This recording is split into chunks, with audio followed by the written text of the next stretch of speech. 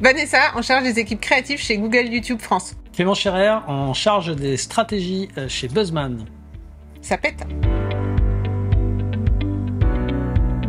Une campagne efficace sur YouTube en particulier, elle va jouer avec des formats, elle va jouer avec des ciblages, elle va jouer avec le skip qui est un élément très important. Les 5 premières secondes, qu'est-ce qu'on en fait? On peut aussi surfer sur les tendances YouTube et on peut aussi jouer avec, pourquoi pas, des activations avec des talents YouTube.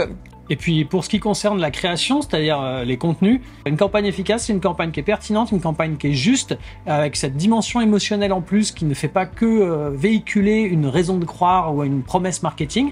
Et dans la forme, une campagne efficace en général, c'est une campagne qui va se distinguer par le ton, par la direction artistique, qui fait que dans un tunnel de pub, ce truc ressort. Donc c'est du fond. Et c'est de la forme. Donc du coup, pour parler d'efficacité créative, la première chose qui est importante, c'est de jouer avec les formats et surtout de la durée.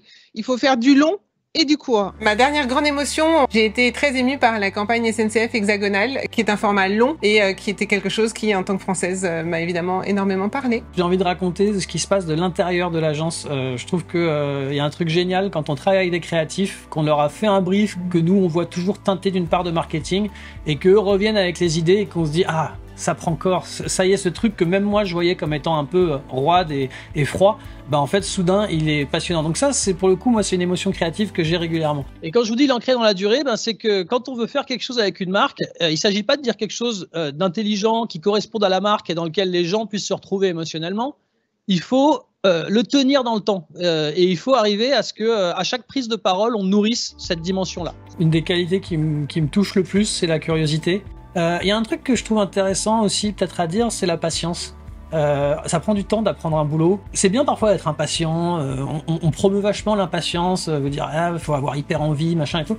En fait, moi je trouve que c'est bien d'être patient aussi. Et c'est bien parfois quand on arrive dans un endroit de se dire vas-y, je me laisse 1, 2, 3 ans pour vraiment maîtriser cette partie-là du boulot. Eh bien, on peut peut-être se retrouver sur la notion de curiosité, en tout cas d'essayer de se mettre en mode éponge, parce que sur le digital notamment, évidemment, je parle de ce sujet-là moi, mais c'est un sujet sur lequel il faut vraiment absorber tout ce qui s'y passe. Il y a beaucoup de choses qui sont intéressantes, certes parfois database comme on dit, mais il faut avoir l'humilité d'aller creuser ces sujets-là, parce qu'en fait, ça va permettre de gagner beaucoup de points, ça va permettre d'amplifier des belles idées qui parfois méritent non pas tout la visibilité ou l'honneur qu'elles méritent. Donc c'est vraiment savoir fouiller dans ces sujets, et aujourd'hui ça fait partie intégralement des discussions qu'il faut avoir en amont dès les débuts des processus créatifs.